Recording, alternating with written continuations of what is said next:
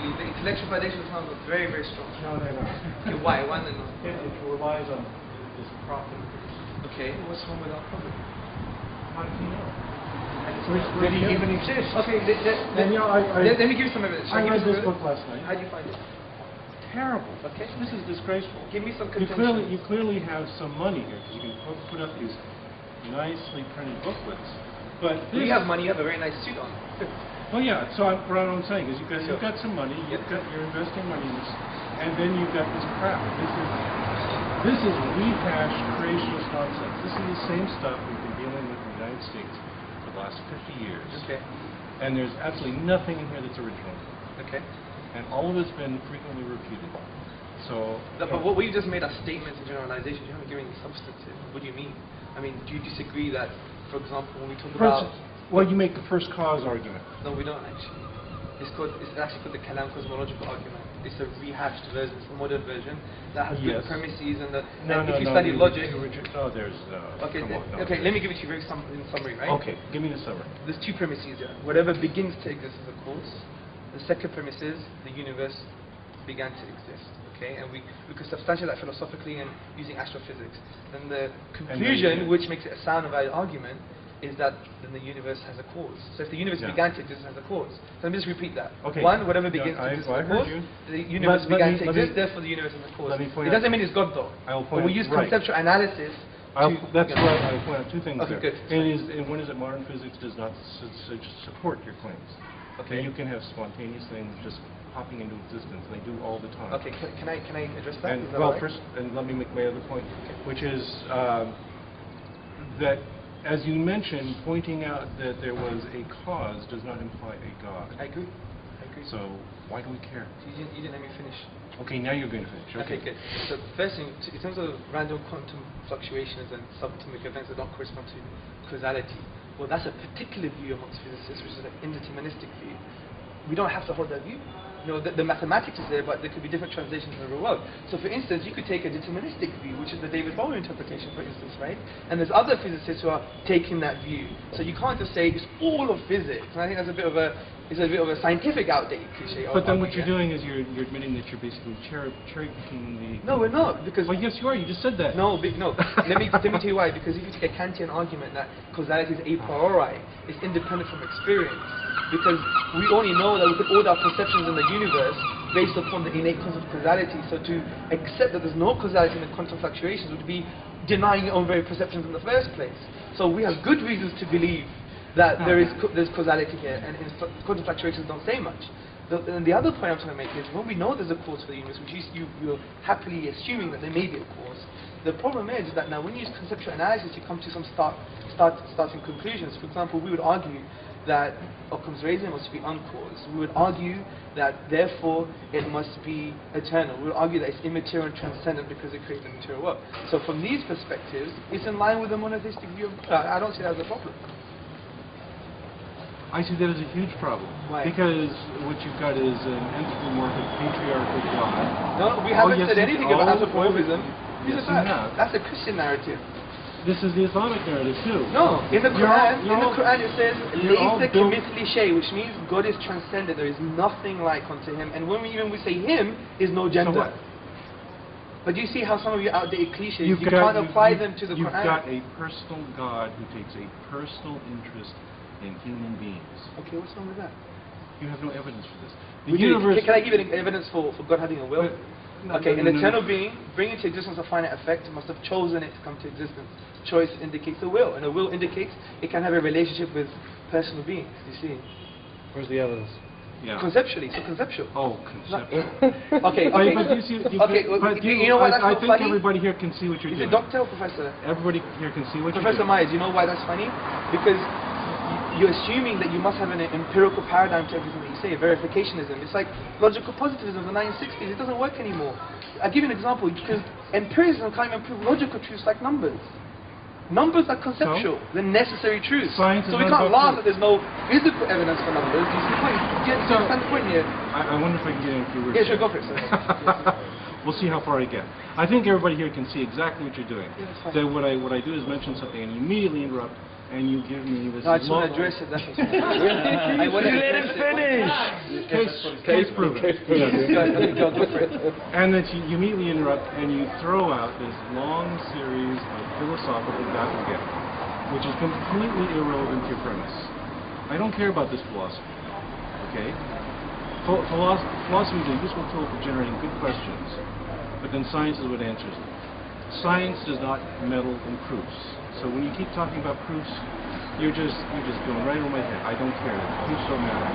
What matters is, do we have empirical evidence for anything that you're talking about? And we do not. And in fact, we have empirical evidence that defies these interpretations that you're throwing at us. Can I address that? Why? Sure.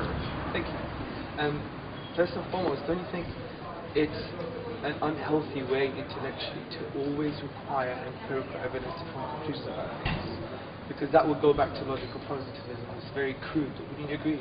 No, I would not agree. Okay, why not? Because you need the empirical evidence in order to confirm your interpretations of the world. That what we do in science is that you make preliminary hypotheses, which of course are conceptual. Sure. But then you rely on the fact that you have to generate empirical evidence about the world around you in order to test them.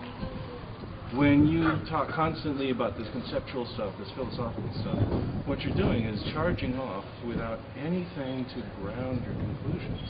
Okay. Because I think there's a hidden assumption here that the only way you should ground conclusions are empirically. And I agree there's a value for empiricism. No, that's not true. But I would argue that there's some logical truths, for instance, that are necessary before you even have empiricism, you see. This is why when there was the big rationalist debate, the rationalists were the empiricists, mathematics was the battleground, wasn't it? And this is why you have some empiricists are rationalists for mathematics, but when it comes to the world, the empiricists. That's how they reconciled it. There was a philosophical contradiction there. So it's a useful we're having this discussion, but I think there is that, I think, crude view of that empiricism is the only way formed to come to view about it. No.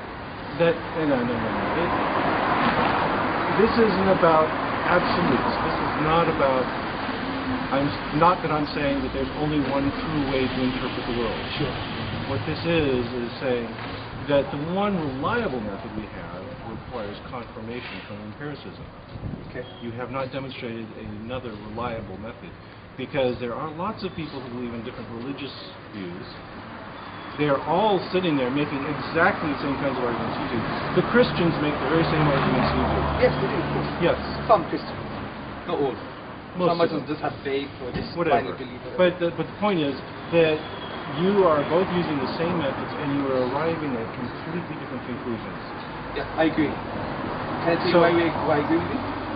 Okay, go ahead. The reason I agree with you is because, see, we've got one aspect of the philosophical justification for the existence of a creator cause, whatever you call it.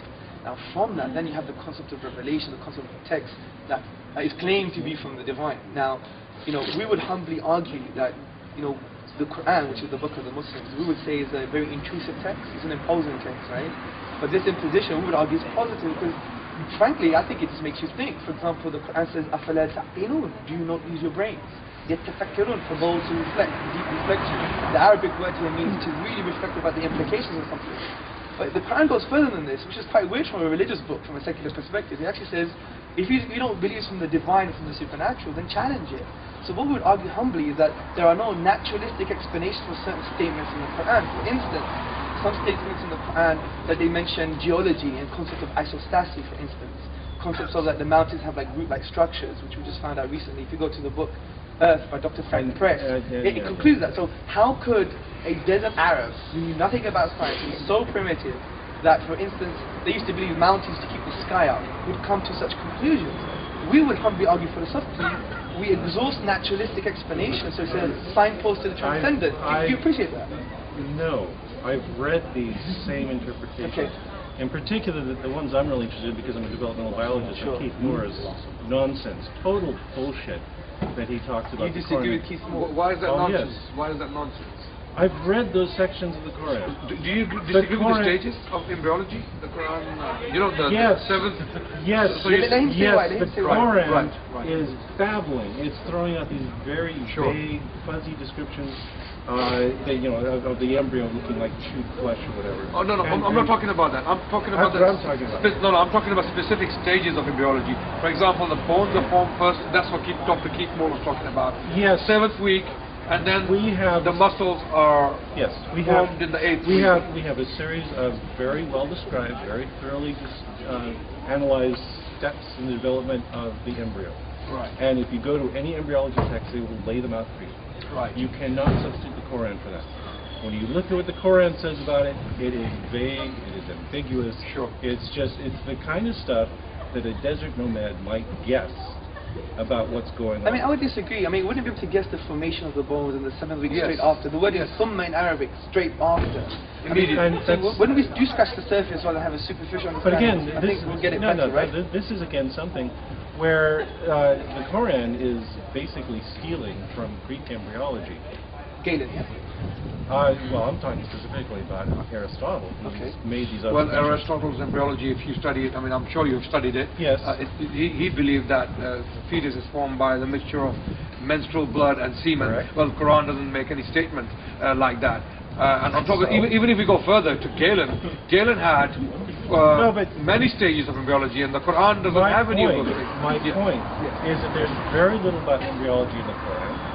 What there is... Details are not there, you're right. Yeah, the details are not there. And yes. what details are there are obviously cribbed from Aristotle.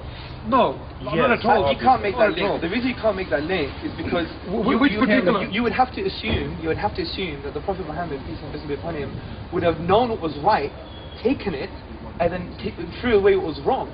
I mean, that's a big assumption. You're claiming supernatural here. What I would say is that Muhammad was a man of his times, that he was consulting with scholars at the time, that these were ideas that were current and common. But there's no empirical or historical evidence for that. There isn't. But it's just an assumption. But that's faith. No, I have faith that the Prophet Muhammad borrowed things from scholars. Yes. That's faith. A man of faith, ladies and gentlemen. That is a reasonable assumption. No, I have to the alternative is to assume but the history is counter to that. The history is counter to that. You see, you're saying that Muhammad was some kind of extremist living in a cave for all of his life? No, what I'm Not saying at all. was, even if your assumption was true, it would still be incorrect because the scholars of science at the time had no idea. They had absolutely no idea what was going on with the science. They thought that mountains were keeping the sky up. And that's not true either. Exactly. But this is why No, that's not true what you're saying about the scholars of the time. No, in Arabia, definitely that was the case. No, and in fact, there were no scholars in Arabia. In his city, there were only 17 people who could read and write. Forget the sciences and the complicated knowledge of scriptures.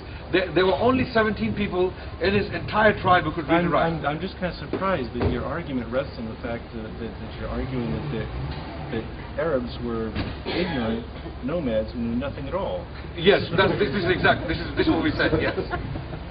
There were people who were There was killing many their daughters. Europeans at that time as Yes. well. I mean, a lot of people. I think the historical evidence shows that there's much more trade and communication going on than you are giving people credit Well, for. you can be ignorant and do trade. I mean, we have people doing trade today who are ignorant. And Look at the bankers today, man, what they've done to us. They've kept all our money. and with trade comes information.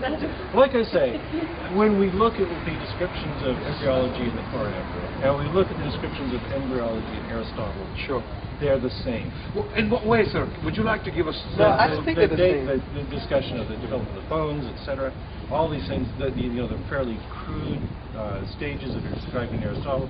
It's obvious. They have a point there. I'm willing to accept that. What I'm saying is, I'm willing to accept that there may be similarities, not that Quran borrowed from Aristotle. My contention is that the specific stages described in the Quran, how does that match with what Aristotle said? I mean, those stages are quite peculiar to the Quran. Quran is quite unique in describing those stages because the bones are formed first and then the muscles, and this is how would a desert nomad know that? Right now I'm laughing at this idea that this is a specific description of embryology. Yes, bones develop first, then muscles. I agree, it's general. No, I agree with you, it's general. This is something that you can infer just by rational thought about embryology. You can also just determine this by looking at fetuses from different animals. You can look By at desecration. Yes. Why don't we get something more specific? I talked about geology, right? And how could it fathom? How could anyone illiterate, where the science was counter to that time, right? How could you? This is something counter to say that mountains have roots is and they have a function that we What to do? understand that Forget it. is in line with isostasy according to Georgia today, that to me is quite phenomenal. But once again, you've equated these really crude, primitive guesses that you find in the Quran with the specific details of science. Okay, let me tell you why they're not crude. The reason not crude is that the Quranic science, and this would be good for everyone to listen, is that we have the Quran is probably the only religious book that tells you, gives you the tools to interpret it, right? So what the Quran says is you take general principles in the Quran, general values or general statements, and you refer them to specific ones related to the same topic. So in normal literature and linguistics, it's called inter and introtextuality, okay? So when we take general statements, we can make them specific with the Arabic language used in the Quran itself. So it's not crude from that perspective, and we have a scope of interpretation. The classical Arabic dictionaries were preserved, and we have a scope of meaning. So when we have the scope of meaning, we know that these things are quite specific. Significantly, even when the Quran says that the universe is expanding, for example, there's the word here, expanding, which actually means expanding in the past or expanding in the future. There is a scope of interpretation, do you see? So the interesting thing is, we should maybe... It's not interesting. You're really boring. This is the same... Is that an atheist cop-out, maybe? No, this is the same story we get from Jewish scholars, from Christian scholars. They do exactly the same thing. Well, I'm not Jewish or Christian, I'm Muslim, and we're talking about specific issues. It's standard religious analysis. Yeah, but Professor Myers, wouldn't you think it would be highly arrogant of me if I said to you, what you're saying is typical atheists, what they say, they change the subject, they go to history and they say that you're the same as the Jews, you're the same as the Christians, and throw all these outdated cliches. Would you appreciate me doing that? Go ahead. But I wouldn't. Do you know why? Do you know why I wouldn't do that? Because I really want to engage with you. I really want to engage with you, that's why. But no, you do not. Yes, I do. You want to parrot dogma at me and have me No, accept it. I'm actually accepting a lot of your assumptions and premises. I don't have a problem with that. Well, you did also try to assert and project faith onto him. Yes. And Well, he not, said it was an assumption. That's why. Okay, you can make an assumption based on evidence. Faith But he is said an he had no assertion evidence. based on no evidence. No, well, we've been Oh, talking wait, quite no, I do evidentially have here. evidence. Okay, That's what I'm telling you. That when, for instance, when we look at Aristotle's words, when we look at the description of the Quran, we see a correspondence. Well, you haven't shown us any correspondence. Yeah, that's the point. That's a statement. You haven't shown us. This is a statement. Aristotle is like the Quran. How? How? We're still asking. I'm like Einstein, everyone. Aristotle also describes the emergence of bones and muscle in sequence. Right. Okay. And it's like the Quran. And it's like the Quran. Which Well, is does Aristotle say the bones come first and then the flesh and the muscles? Does he say that? Are you sure? Anybody that works I'll let you think about this. Well, anyone that works with are livestock you, would be is able that to figure that out. I'm not saying it. Can you is are that you what, sure? is that what the Quran specifically says? Absolutely. This is exactly what the Quran says. Then Chapter we're done 23. because you just demonstrated the Quran is wrong. Yeah, but Professor Myers. Because that's not what happens in the Well, book. this is what the embryologists are telling us. The This is exactly what the not. embryologists are telling us. No, they're not. Okay. Embryologists. Let me tell you what Keith Moore said. I mean, you can disagree with him. He doesn't like people. I don't know why you're gonna. What he said on the page number 364A of his book, The Human Embryo, that in the 7th week the bones are formed, and immediately after that the flesh is formed, and the flesh, the bones are clothed with flesh. Keith Moore is wrong. He's an embryologist. This is his field. It's my field too. I know he's wrong. You're an embryologist? Yes. Oh, great! Wow, that's news to me. Okay. So that's wrong, because what happens first is you have differentiation of mesoderm. Right.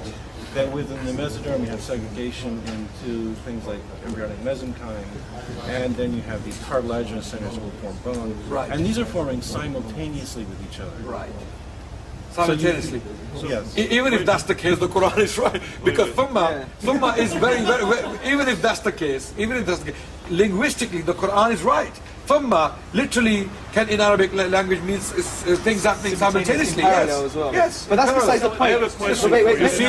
let me Professor Myers, I think what's interesting, even if you're right, that means we would have to assume that the Prophet Muhammad, peace and blessing upon him, actually used to go and look into biology. He was a biologist. He would actually go and investigate things about He was an mountains. astronomer? He must have had a library of an Alexandrian magnitude. So even when you make these assumptions, it's still problematic. He was a geologist? Because this is what I've been telling you. Sure.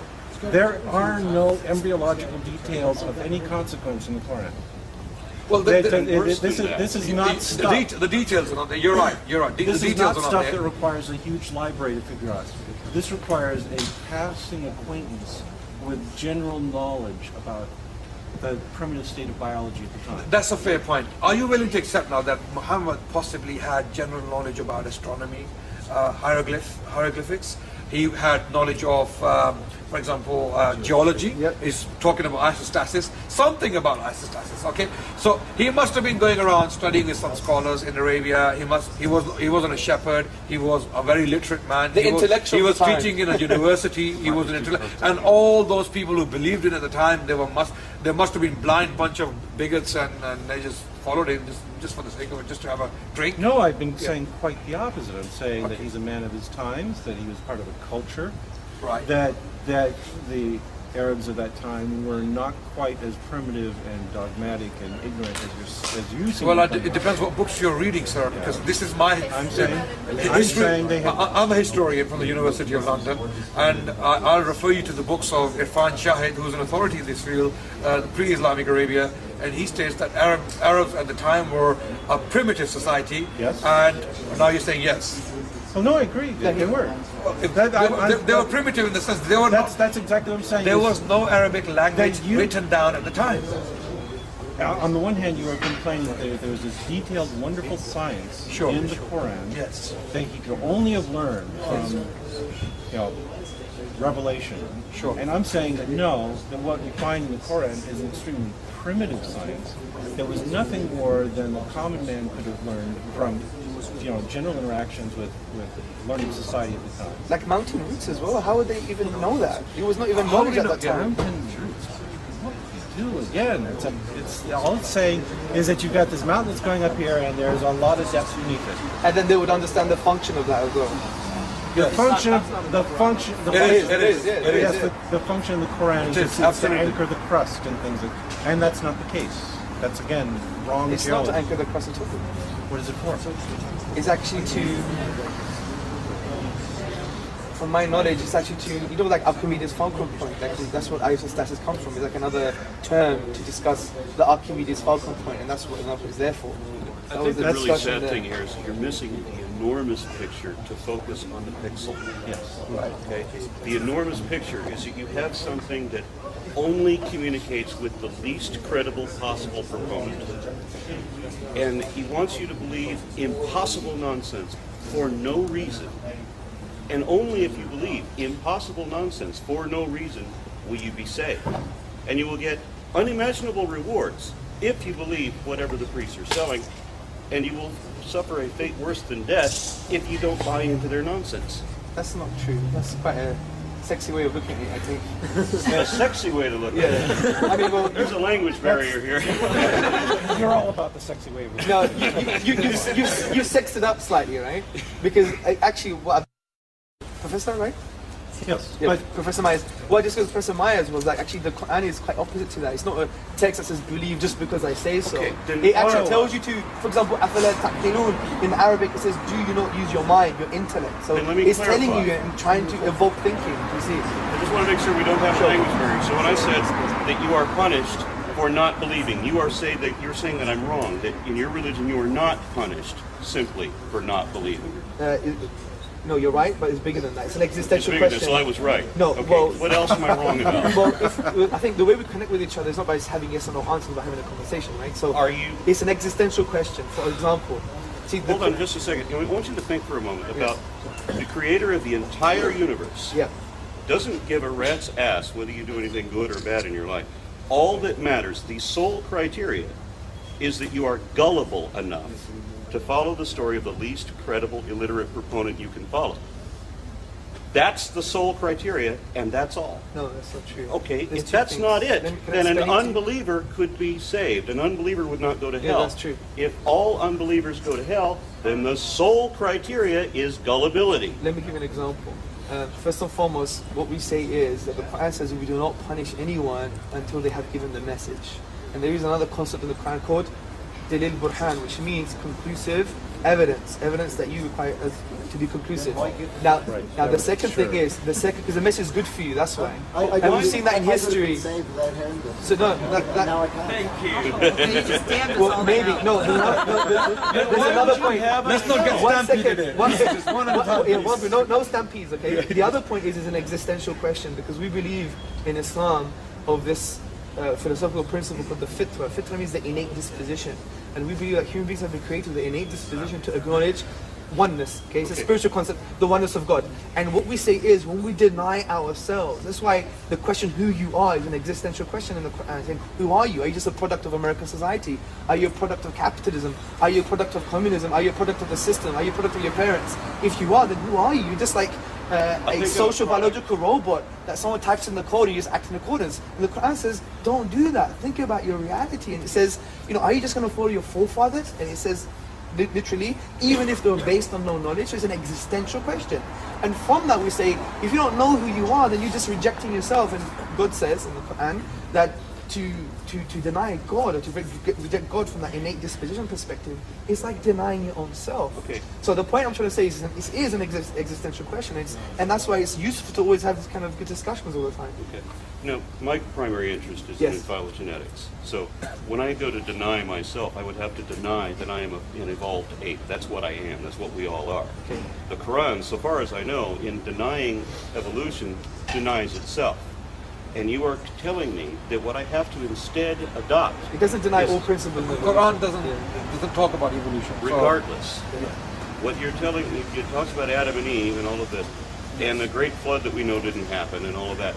But apart from all that, you're asking me to accept this uber-galactic super being... Well, the Quran doesn't talk about the great flood either.